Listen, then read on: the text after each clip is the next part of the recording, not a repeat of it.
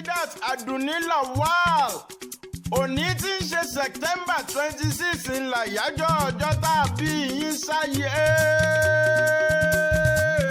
ẹ̀mí yín yóò ṣọ̀pọ̀lọpọ̀ ọdún láyé o àjíǹde ara yóò máa jẹ́ ẹ ò ní gbókèrè ìbànújẹ́ ẹ ò ní fojú sunkún ọmọ àtọmọ ọmọ tẹbí tara a ò wá ní jókòó ìbànújẹ́ nítorí yín o àrígi ṣẹ́gi tó bá ṣẹ́gi orí ara ẹni ó fi rúgi tó bá ṣẹ́ ẹ ò ní ṣọ́kú mọ́ wà lójú. ẹ̀yin lára ọ̀bọ̀mọdé ọmọ tẹgbẹ́ta ọmọ ajàlọ́gùn ọmọ korowa ọmọ yùnwẹ́n ẹ̀yin lọmọ lẹ̀kọ́lẹ̀rú lọ́ba kíbo má jà kọ́mọdé ọba má pẹ̀yọ ẹ̀yin lọmọ oníbò kìtìpá o ẹ̀yin lọmọ oníbò kìtìpá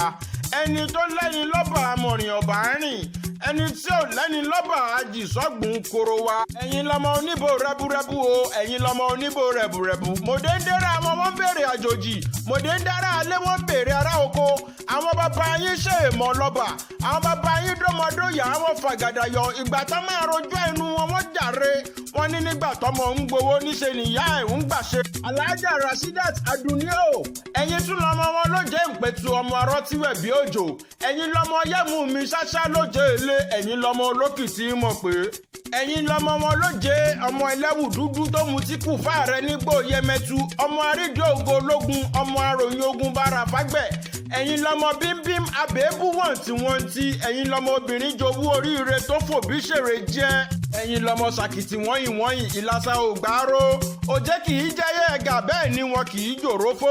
ẹ̀yin lọmọ agbọ́dọ̀ṣòro ló ń pẹ́tù ẹ̀yin tẹ́ ẹ sọdún ní lẹ́sẹ̀ mí nínú ìdẹ̀ra àti ìfọkànbalẹ̀ àyà Alhaja Rasheedat Adunni Lawal àtúbà yín dúpẹ́ o 35 years in service àwọn ìjọba ò sì fọ́mọ̀ yín lọ́wọ́